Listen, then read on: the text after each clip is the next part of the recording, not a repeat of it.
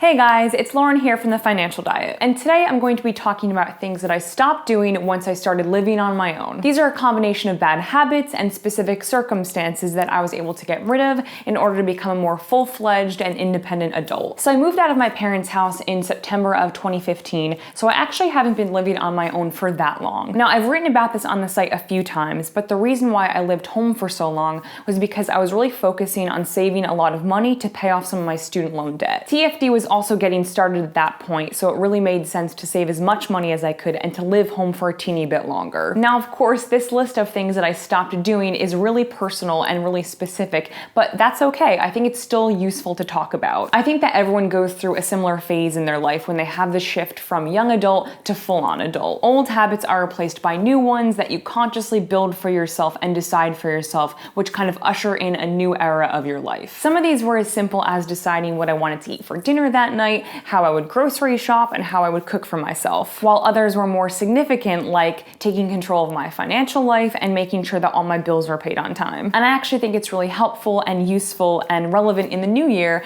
to reflect on the ways that you've changed and how you want to be moving forward. So without further ado, here are the things that I've stopped doing now that I live on my own. Number 1, stopped treating the mail like it was a giant pile of garbage to be ignored. So when I lived at home, I used to be terrible at keeping track of my mail, and it would inevitably pile up on top of my dresser in my bedroom. I knew that I wasn't paying the electric, cable, or water bill, so I thought that none of it really had to be dealt with in a timely manner. Obviously, that logic is deeply flawed, and ever since I started living on my own, I've been much more organized and diligent with opening mail as soon as it arrives. Because I essentially know that my ass is on the line with every bill that needs to be paid, I go through it immediately. Number 2 is stopped watching TV constantly. I'm especially talking about the 24-hour-a-day news cycle stuff. Back at my parents' house, the TV was almost always on, and I honestly didn't realize how much that stressed me out on a subconscious level. Constantly hearing people talking, commercial jingles, people shouting at you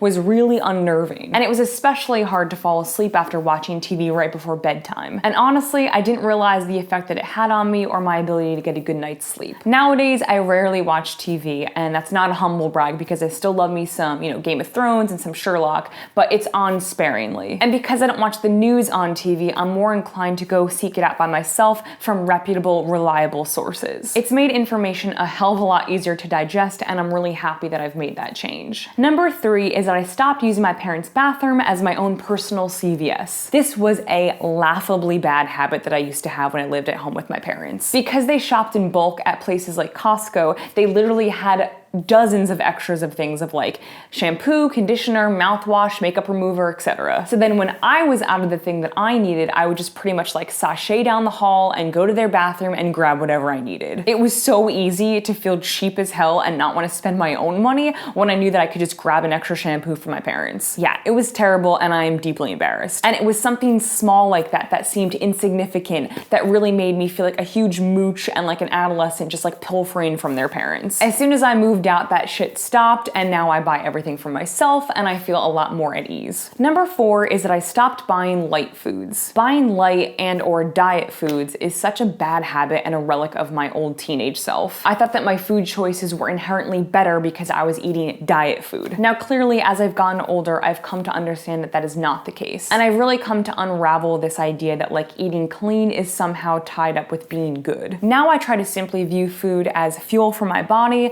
to listen to what I'm craving, and to eat more consciously. No more Diet Cokes, even though they are so good, and no more light foods. Living on my own forced me to reassess not only what I was buying, but how I was cooking and preparing food, which feels like an enormous step forward into adulthood. Number 5 is stopped buying clothes, shoes, and accessories mindlessly. So moving out of my parents' house meant that I had a lot less space and a lot less storage. I used to buy stuff without really giving it a second thought because I had plenty of closet space and drawer space. I was much more consumeristic because I didn't have to think about what I was buying. And this was an obvious bad habit that became clear to me when I lived on my own. Since we live in such a small place, I have to be really critical about everything that I'm bringing home. Everything has to have a specific spot, and we really can't just buy stuff for the sake of buying it. For example, we can't have like 6 holiday candles sprawled across the dining room table so we no longer have anywhere to eat. This is New York City, and square footage is a precious, precious commodity. And I'm actually really happy that we drastically reduced our living space because it's made us much more mindful shoppers. even if it means not being able to put up super seasonal decorations like Halloween pumpkins and Easter bunnies. Now, like I said, these are all bad habits that I personally have had to come to terms with, and this list is certainly not exhaustive. There's still a ton of stuff that I'm working on every day and a bunch of habits that I want to strengthen as I get older. But no matter what your life looks like, I think it's really helpful to document these changes so that you can see where you were and how far you've come on your personal journey to being the best version of yourself. For me, I find it really helpful to write it down and keep it someplace visible where I'm sure to see it again. It can be easy to forget the progress we all make, and I think the beginning of the year is a great time to set those new goals. So as always, thank you for watching, and don't forget to hit the subscribe button and go to thefinancialdiet.com for more. Bye!